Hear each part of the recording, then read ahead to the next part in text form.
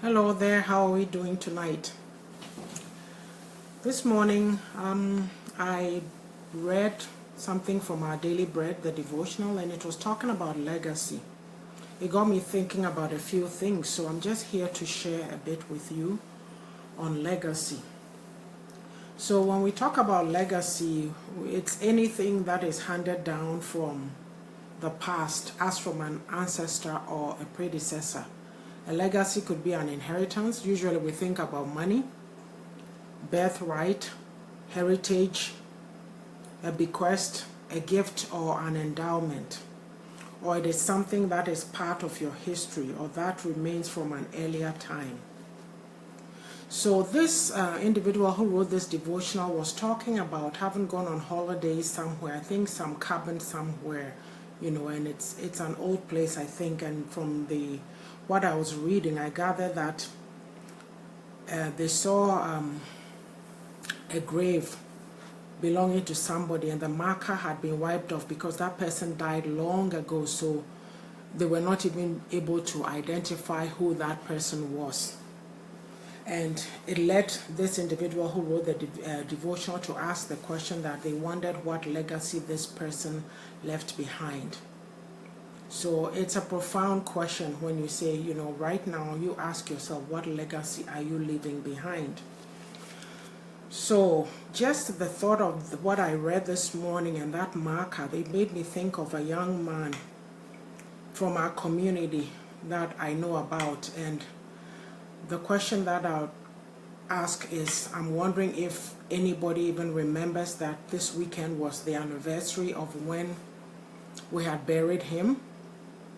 And when his anniversary, the actual time that he passed away was in March. I remember it because it's a day after my birthday, so I'll remember it. And I asked myself, does anybody even remember? Life goes so fast. Everything is going by so fast that we lose sight. We're so focused on our own lives that we lose sight of things that are going on. You even forget to give thought to some of these things.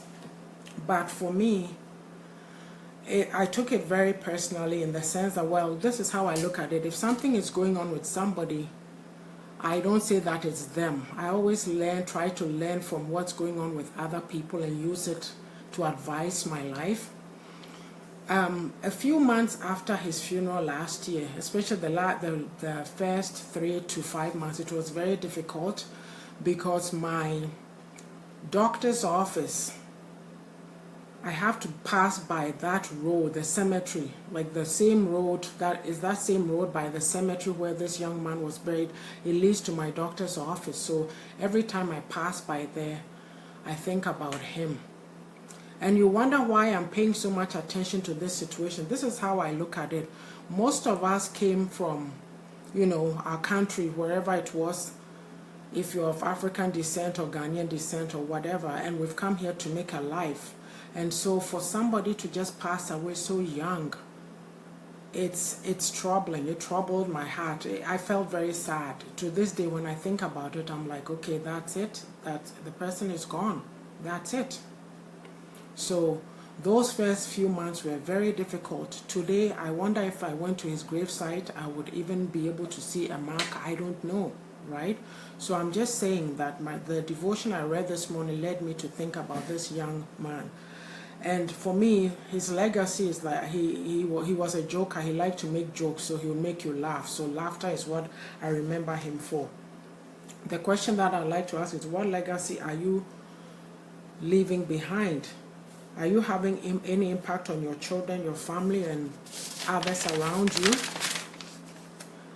Or are you just drifting through life? How would you like to be remembered? I believe that the most important legacy to pass on to your children is the legacy of faith. Passing on the legacy of faith is very important to me because that's what I got from my mother. And my story is called Sankofa. For those who may have heard my story before, when I first came to Canada, I didn't used to go to church because I heard all kinds of horror stories. It took a sad moment in my life when my father passed away for me to come back. So I call it Sankofa. It means whatever you've left behind, go back and pick it up. And so I went and picked it up, and I've never the rest is history. So it's very important to me. I know that there was a woman that I know in the community who had made the comment that, to us, for this woman, when you see her, her children are right behind her. I never left my children at home.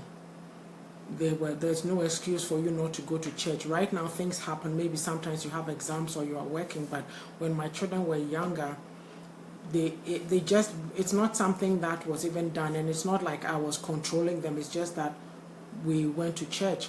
At least you teach them, and then they can make their decision, but hopefully you know that they will stay on the path of faith. But the thing about it is that no matter what you teach your children, even if should they walk away from the faith, they will come back. There's a verse in Jeremiah somewhere that says that we have hope for you that your children will come back to their borders one day. And that was said about the children of Israel because they got scattered all around the world. But today that prophecy is confirmed because lots of people of Jewish descent are going back to Israel. So that's what I'm talking about, that it's God's plan that his purpose for us was to raise godly children, God-fearing children, so that this legacy will be passed on through the generations. And Mike Shreve has got a book called God's Promises for Your Children, and he explains this in there, and it's very, very powerful. And so in concluding or trying to end here, I'll look at Psalm 78 verse 4. It says, "We will not hide them from their children, telling it to the generation to come the praises of the Lord and his strength and his wonderful works that he has done." So it's incumbent upon us as parents to pass on our legacy of faith to the next generation. Also in Deuteronomy 6,